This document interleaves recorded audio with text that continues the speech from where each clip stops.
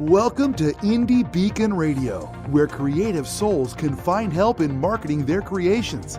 You can send questions for each show on Twitter using the hashtag IndieBeacon. Now sit back and enjoy learning about our guest for this show.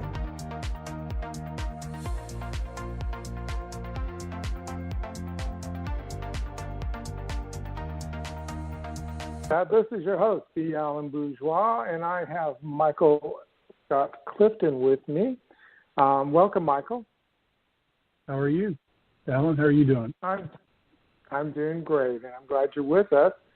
We have lots to discuss, so I really want to go ahead and jump right into a little bit about who you are.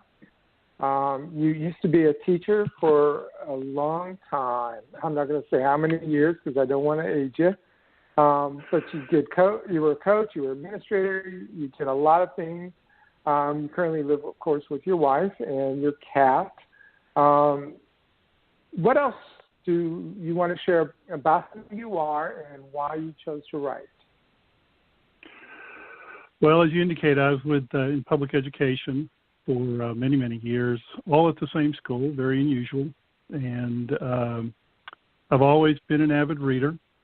I think it comes as no surprise that, most writers start out as avid readers.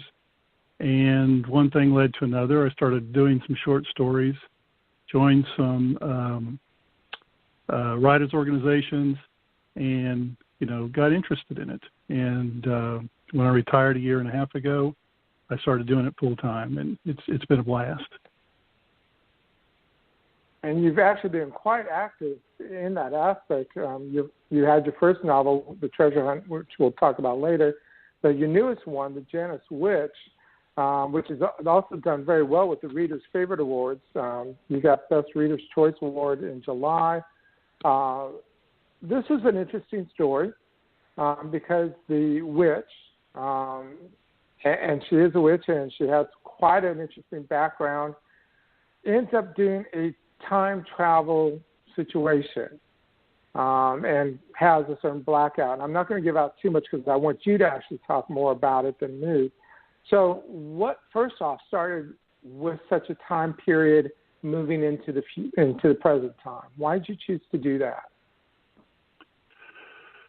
Well, it's a fantasy novel, but I like to connect the characters I write with people, everyday people that a reader can understand, maybe even one that's never read fantasy before. And I guess I write what you might call melded fantasy because the Janus Witch starts out, as you indicated, in a medieval world, which would be more along the traditional fantasy line. And of course, it's a witch. It's about a witch.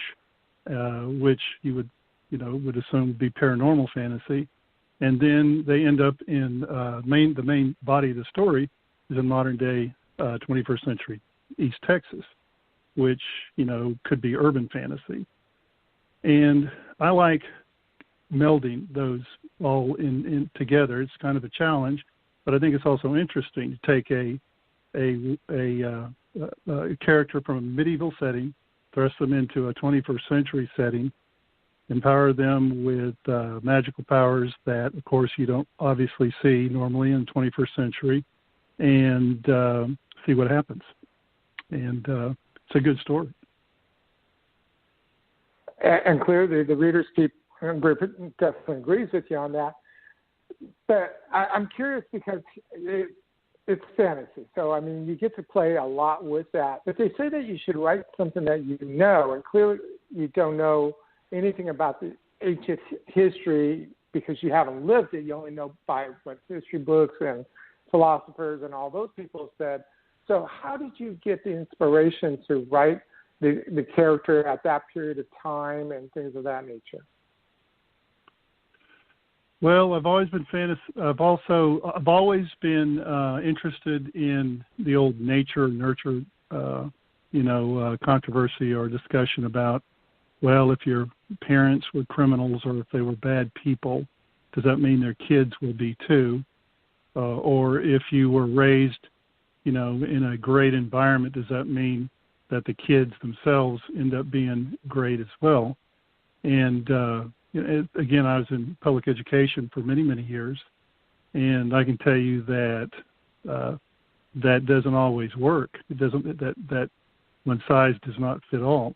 I've seen kids that came from horrible home lives that end up being productive citizens and great parents.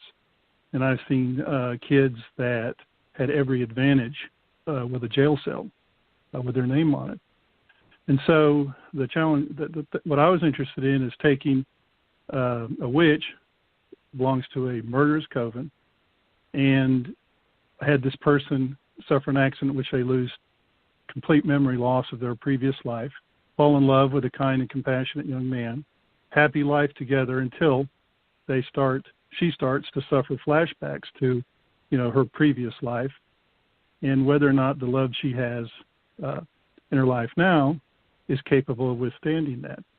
So does her previous nature eventually take over, or does the love she have, overpower that, and they have a happy ending?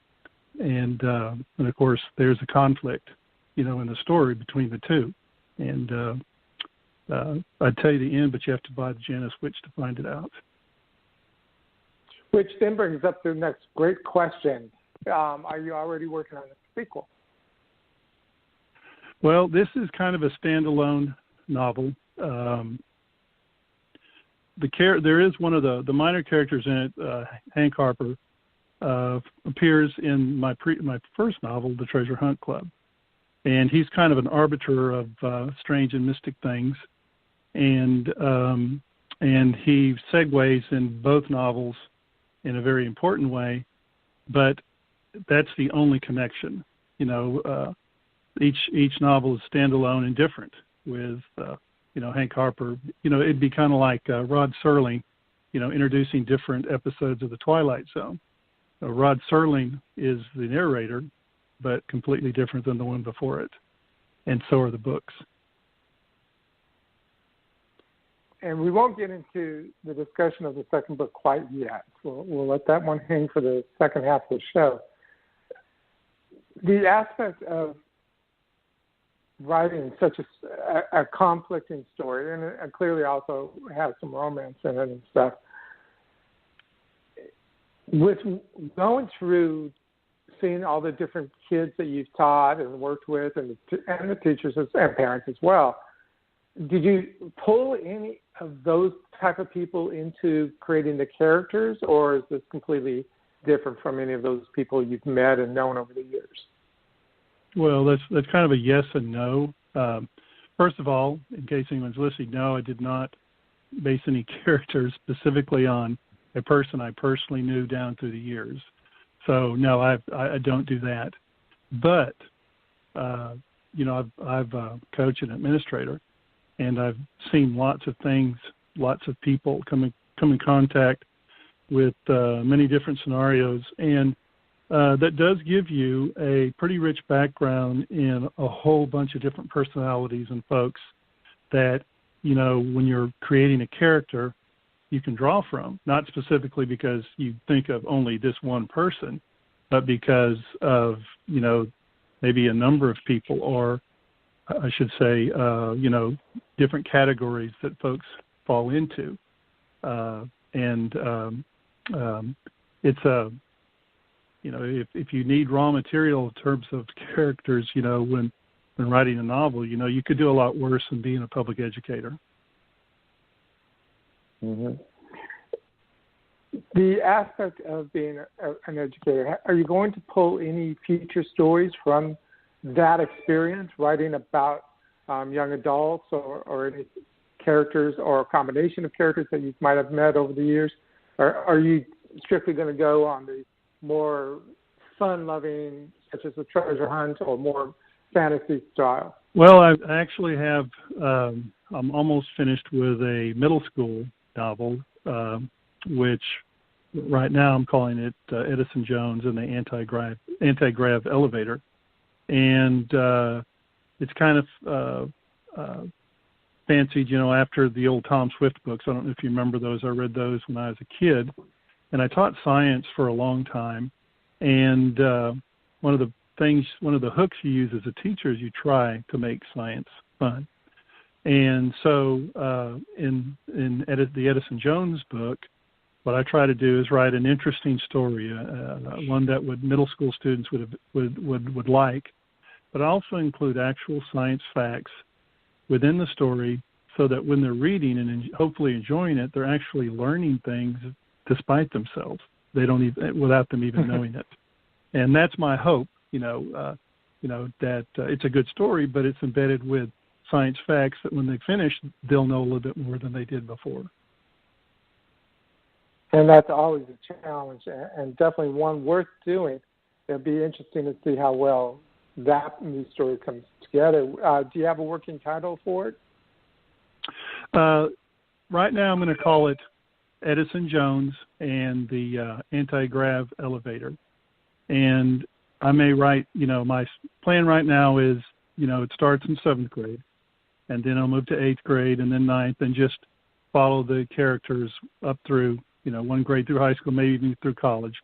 We'll just have to see how successful the first book is and go from there. But that's the plan.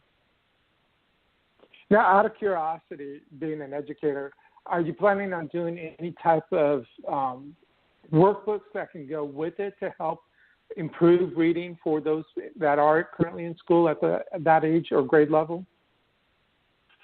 If I actually just recently was elected to the Chapel School Board, this election November, and I know that when I was there before, I took part in Titus County Reads, where we would be assigned a child, 1st or 2nd grade, and once a week we'd go and we'd get them, and they'd bring their books, and they'd read to me, and I'd read a little bit to them, and of course there was lots of other volunteers doing the same, and I had fun doing that, and it was a very pleasurable experience. I've never really, I was always a secondary teacher, coach, and administrator, but it was fun talking to those kids, and also talking to kids, book talks and things like that librarians always loved that, and I'd love to do that. Did that for the Treasure Hunt Club while I was still an administrator, and, would really love doing that with books like, Edison Jones. Great. Well, we are at the end of our first session, but before we go, if you would be kind enough to let people know how they can find you, either through your social media, websites, and, of course, where they can find your books. Okay. My main website is www.michael-s-clifton.com, and Facebook is, Michael Scott Clifton.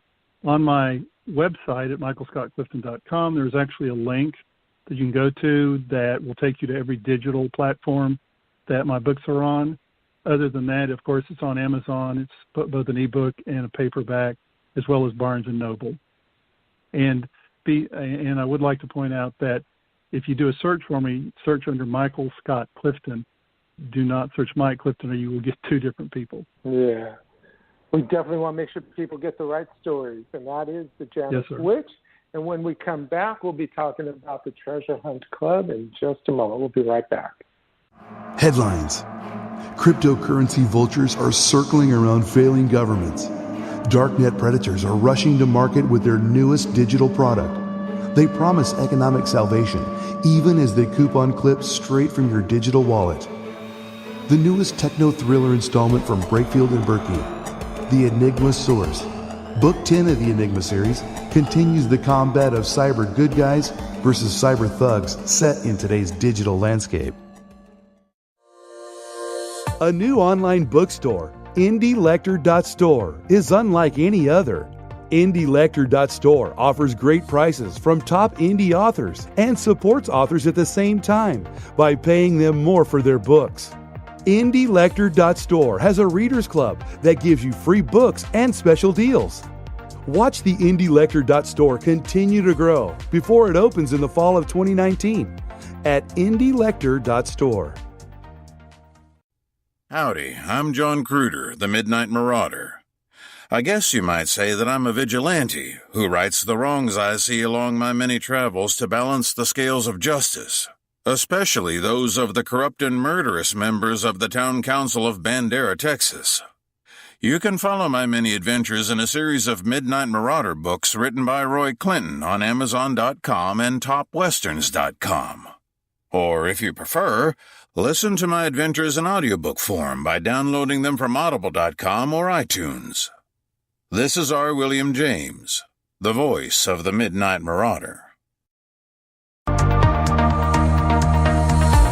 Hello, Texas authors. My name is Randy James, coming to you from my Carrollton recording studio, where I spend time writing and producing commercials for my radio endorsement clients, as well as my private freelance clients. I'd like the opportunity to help you sell more books with a commercial like this, and get listeners of Dear Texas Radio excited about your title, all at a special introductory price, available to members of the Texas Association of Authors. Call or text 214-762-1942. That's 214-762-1942.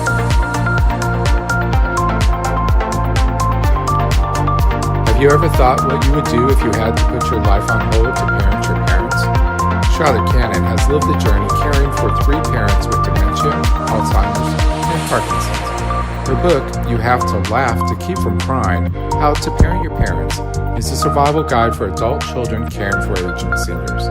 Her book is available at books.txauthors.com, Amazon, or your favorite bookstore.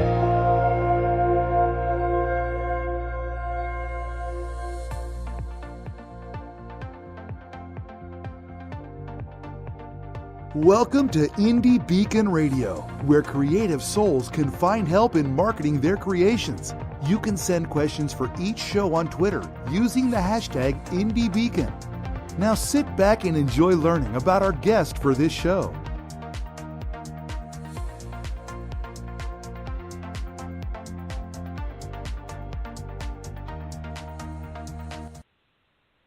And welcome back. This is your host, b-alan-bourgeois. I have with me michael-s-clifton, otherwise known as Mike. Welcome back, Mike. Glad to be back. So we lightly touched upon your first book, The Treasure Hunt Book. And I kind of like this one simply because it offers so much opportunity and different ways of the story going and stuff. So in a nutshell, the way I understand this book is that somebody discovers a magical book that helps them or helps the finder and his friends discover lost treasure, lost art, whatever is lost that is of value in some respects. The book will help them find it. Is that correct? Yes, the book, he finds a mystical book that will find anything that has ever been lost down through history. So without going into all the details, of course, greed takes over and they want to find all these books or all these lost items and stuff, which they do, but they also run into a problem. So is this the class of good versus evil, or is there something more to it than that? I would classify it more of be careful what you ask for. I did a lot of research before I wrote the book. I was trying to find out, a group of people that went from rags to riches overnight. And the most obvious example of that would be lottery winners. And while most lottery winners, they don't suffer from that. Of course, myself would love to have the chance to win the lottery myself. But recently we had somebody, I think in South Carolina, the $1.6 billion lottery. But if the research shows that there are more than a few lottery winners whose lives were actually much worse after they became wealthy overnight than they were before. Murdered, kidnapped, divorced, became drug addicts, and in fact, a lot of them ended up actually penniless and much poorer than they were before. Yes, it is quite an interesting tale, and I would expect to see that happen. So, is that what you were trying to demonstrate through the trouble that these now rich people go through, or was there something else you were wanting to push? Actually, the point I guess the point I was trying to make, and of course it is a work of fiction, is that some things are priceless that you can put no value on, and often they aren't tangible. Friendship, love, and happiness that doesn't come from dollar bills, and of course it's not just lottery winners. You read all the time. History is replete with some of the wealthy people that were among the most miserable people on the face of the earth because they had misplaced values.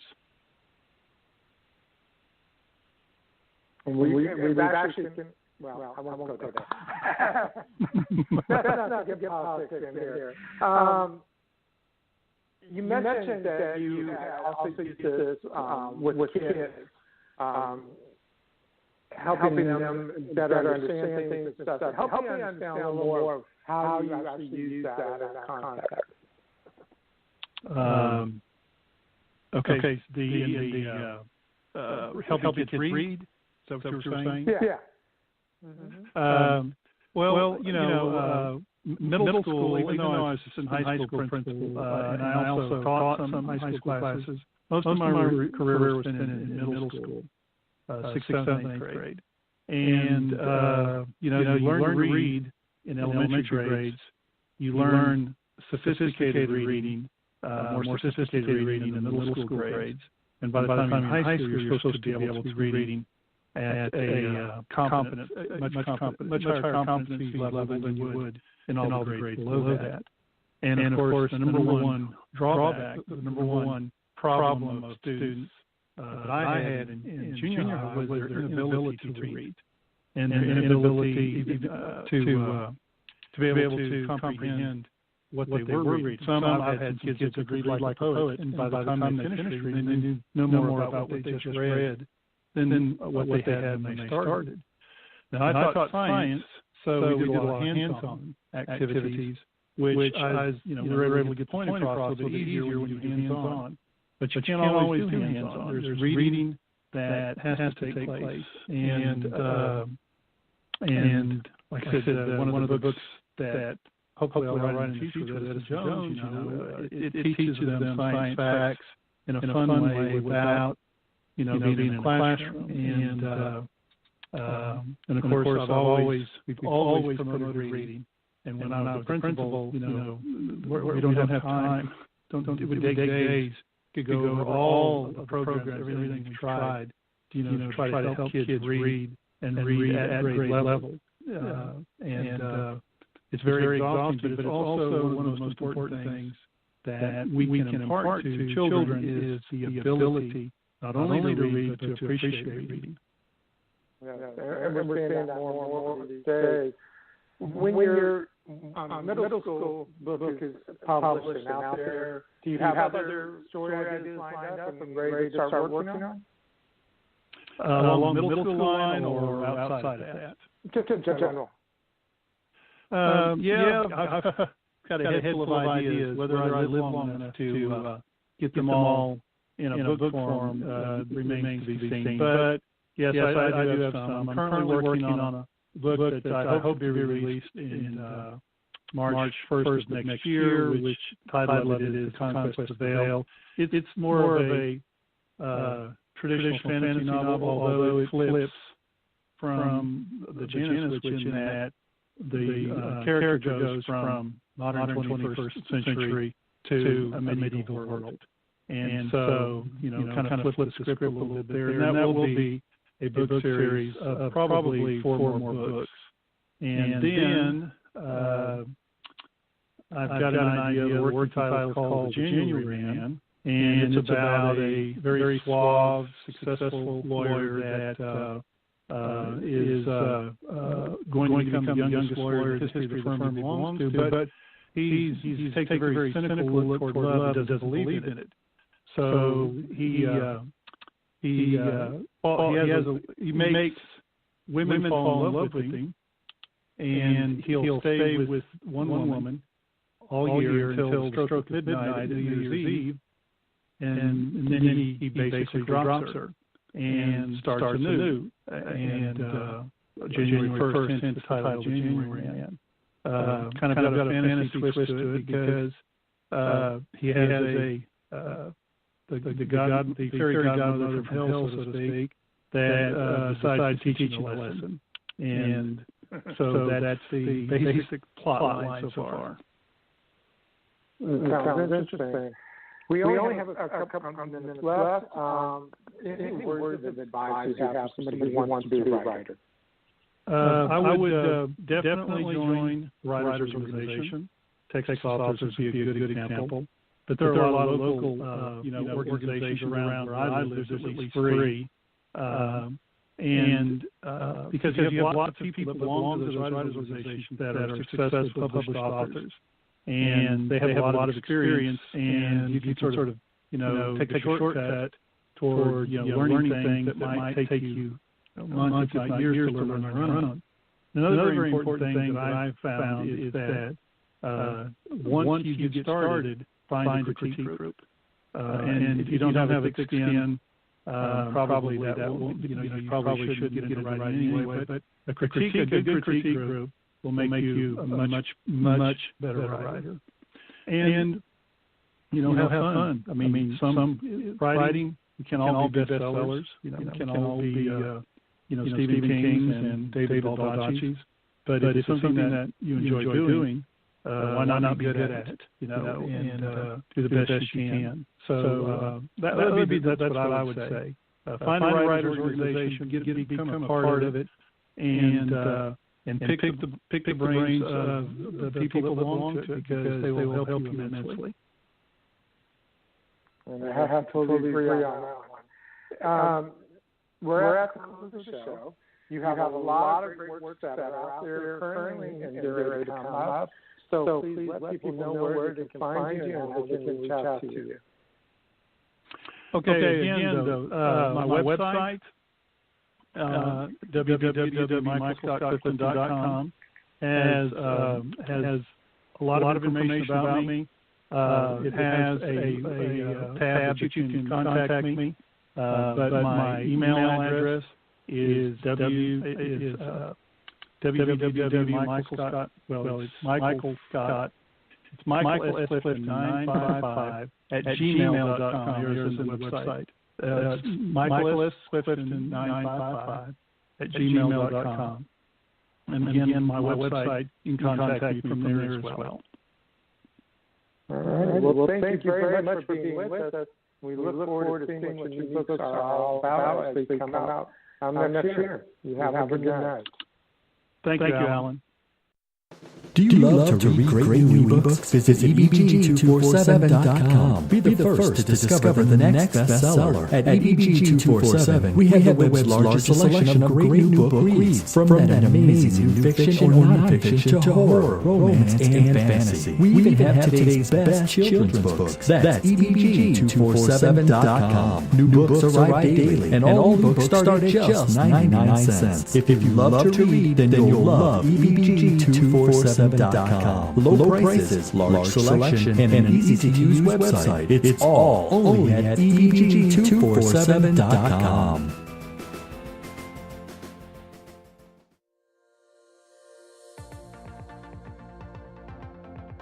Texas Authors is proud to be a supporter of IndieBeacon.com, a website that supports indie authors from around the world. If you are looking for help with marketing or getting published, IndieBeacon.com can assist you. Years of experience by the founder is available to any indie author looking for help. IndieBeacon.com, a place for creative souls to find help in marketing their creations.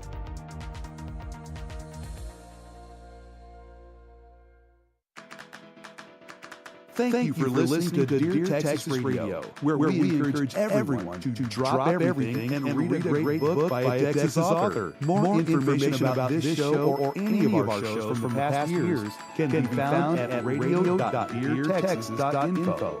That's radio.deartexas.info. I'm Ray James, your announcer for Dear Texas Radio.